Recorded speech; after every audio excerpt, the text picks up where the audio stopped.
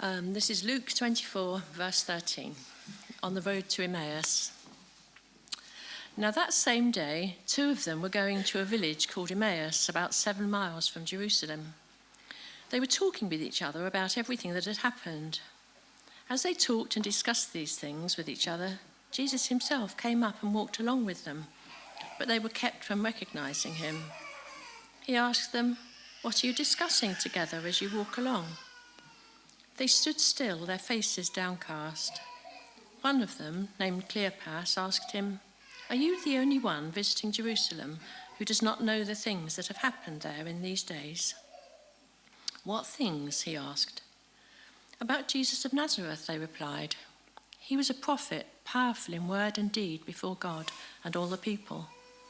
The chief priests and our rulers handed him over to be sentenced to death, and they crucified him. But we had hope that he was the one who was going to redeem Israel. And what is more, it's the 3rd day since all this took place. In addition, some of our women amazed us. They went to the tomb early this morning, but didn't find his body. They came and told us that they'd seen a vision of angels who said he was alive. Then some of our companions went to the tomb and found it just as the women had said, but they did not see Jesus." He said to them, "How foolish you are, and how slow to believe all that the prophets have spoken.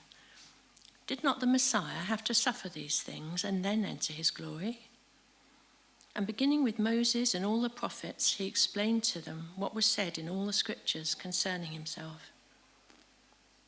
As they approached the village to which they were going, Jesus continued on as if he were going further, but they urged him strongly, "Stay with us, for it's nearly evening. The day is almost over." So he went in to stay with them. When he was at the table with them, he took bread, gave thanks, broke it, and began to give it to them. Then their eyes were opened, and they recognized him, and he disappeared from their sight. They asked each other, "Were not our hearts burning within us while he talked with us on the road and opened the scriptures to us?" They got up and returned at once to Jerusalem. There they found the 11 and those with them assembled together and saying, "It's true, the Lord has risen and has appeared to Simon." Then the 2 told what had happened on the way and how Jesus was recognized by them when he broke the bread.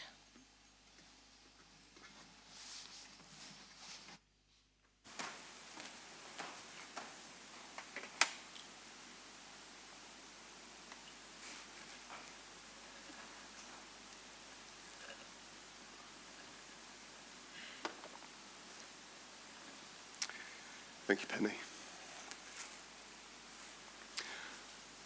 It's getting late on that first Easter day, and the disciples, well, they're a bit all over the place, really, aren't they? Some of them are still back in Jerusalem, still marveling at what the women have said and trying to make sense of it all there and trying to work out whether they might be able to see Jesus for themselves. Some of them are full of confidence, it seems, and happy to go along with it all. But these 2, Cleopas and his wife, friend, whoever, we don't really know, they're off. They're out of there. They've decided they need to get out of Jerusalem, to get away, to get home back to Emmaus. We're not sure why it is that they feel the need to get away and leave the rest of the disciples. It could be pure fear. Who knows how the Romans are going to react when they find that Jesus' body is missing, that the tomb has been opened. Who knows what reprisals there might be. But also perhaps they're just so filled with grief at everything they've seen and just need to get to a place where they feel safe, where things are more normal so they can start to process it all. Maybe, probably, they're just completely confused. They haven't got a clue what's going on. The events of the last few days are just such a turmoil in their minds. And now this news that Jesus might be alive again, the thing that the women have come back from the tomb saying, that's really completely messed them up. But whatever it is, they feel the need to just be on the road, to be getting to a place where they can feel safer, feel more normal, where they can start to process everything they've experienced. And as they walk down the road, we're told they're talking about what is happening, going over it all over and over again in their minds. And then as we heard, they're joined by a companion. And they don't realize who it is at this stage. We're told they're kept from recognizing him. And again, we don't know what to really make of that. Was it that they were kind of supernaturally kept from recognizing Jesus, or was it simply that it was that grief and that confusion, that doubt about his resurrection that was stopping them from seeing, from really comprehending what or rather who was right there, literally before their eyes? We don't know. But either way, their companion asked them what it is that they are talking about. And all that grief, all that confusion, all that turmoil going on in their minds comes tumbling out as they unload on him everything that has happened, as they tell him all about this Jesus of Nazareth, this person who had done these amazing things, who seems to be blessed by God and used by God and has so much esteem among the people, who had taught so powerfully and done so many miracles and other healings, who had done so much and yet who had been killed by the Romans in such a vicious and violent way just a few days before. And how can that be? Because we had hoped, that killer line, isn't it? We had hoped that he was going to be the one to redeem Israel. But how can he be now? Because he's dead. And then just to make it all worse, this news from the women that very morning saying that his body had gone, that they'd seen him, that he'd been arisen. But how can that be? Because that doesn't happen, does it? People don't come back to life, and so we just don't know what is going on. We don't know how to understand all of this. You can imagine the warmth in Jesus' eyes as he gently chastises them. How foolish you are. How slow you are to believe.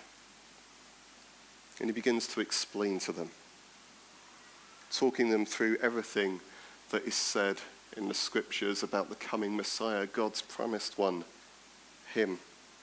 Explaining God's great story of creation and redemption, of God's covenant faithfulness to his people, of promises fulfilled, explaining that his death wasn't an aberration, a setback in that story, but actually central to everything that God was doing. Explaining that he had to die to redeem not just Israel, but in fact the whole world, that in him there was new life, new hope, a new beginning to be found. And later on they say, weren't our hearts burning as he spoke to us? They recognized that there was something powerful going on as Jesus walked with them and explained everything to them along the way, but they still don't recognize him at this point. Now that comes later, after they've begged him to stay with them and have gone into the house and sat down at the table together to eat. And as there's this bizarre twist, I don't know if you noticed it, where Jesus switches from being a guest to being a host at the table. As he picks up the bread and blesses it and breaks it and offers it to them, invites them to receive it from him. It's at that point that they realize who he is. It's at that point that their eyes are opened. It's at that point that their grief and confusion begins to turn to joy and a newfound hope. That their despair returns to worship, and they find themselves up from the table and running back to Jerusalem because they need to tell those other guys back there what it is that they've seen. And they arrive, and Peter himself has had a vision of Jesus as well, but they burst in and say, listen, this is what happened. We've seen him. It's true. Jesus really is alive. We all come to the Easter story in different ways. We come in different ways even this morning. Some of us come a bit like the women who found the empty tomb on that first Easter morning, now full of confidence, full of faith. Jesus is alive. Come on, let's crack on and get on with things. But let's be honest, many of us come more like the disciples on the road that day.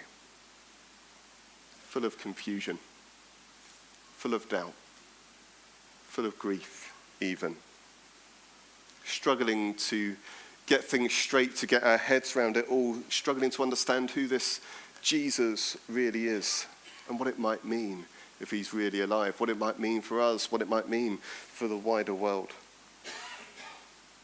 Many of us come searching for hope,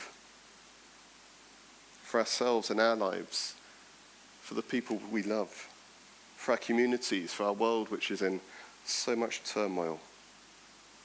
Wanting to believe, but struggling to see sometimes the difference that Jesus' resurrection really makes in the here and now. Longing to find reasons to be hopeful in the midst of all that turmoil.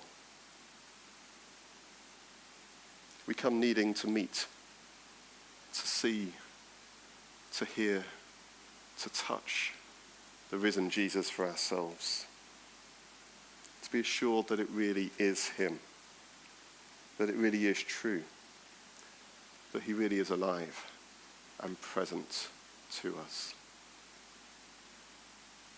We come in all sorts of ways, with lives and stories full of all sorts of different things. But however we come this morning,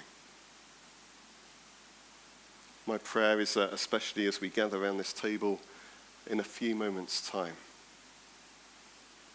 each one of us would encounter Christ, just as the disciples did on the road that day. That each one of us would know the God who comes to meet us and walk with us wherever we are, who comes to us in the midst of all our doubts and confusion and grief and whatever else is going on in our lives, who comes to meet us there to speak words of comfort and hope.